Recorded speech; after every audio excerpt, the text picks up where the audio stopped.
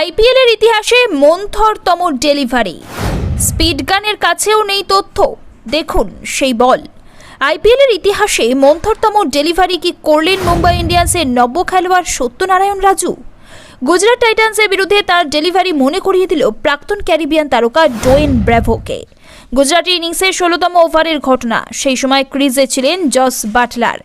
Raju slower দেন, Butler আগেই বুঝতে পেরে যান, তিনি তা পাঠিয়ে দেন মাঠের বাইরে। স্পিডগান ওই ওভারের সবকটি ডেলিভারির গতি মাপতে সক্ষম হয়েছে, কিন্তু ওই বলটার গতি মাপতে পারেনি। সত্যনারায়ণ রাজুর স্লোয়ার ডেলিভারি ক্রিকেট পাগলদের নিয়ে যায় ফেলে আসা দিনে। এই ডেলিভারির সঙ্গে মিল খুঁজে পান ব্র্যাভোর ডেলিভারির। সোশ্যাল মিডিয়ায় শুরু হয়ে যায় লেখালেখি।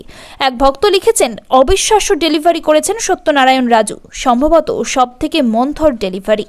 আরেক ভক্ত নেট দুনিয়ায় লিখেছেন, মনে হচ্ছে সত্যনারায়ণ রাজু রজত ভাটিয়ার ফাস্ট বোলিং স্কুল থেকে গ্র্যাজুয়েট করেছেন।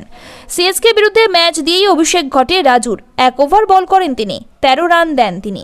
গুজরাটের বিরুদ্ধে নামার আগে রোহিত শর্মার সঙ্গে কথা বলতে দেখা যায় রাজুকে। প্রথম ওভারে রাজু দেন 13 রান।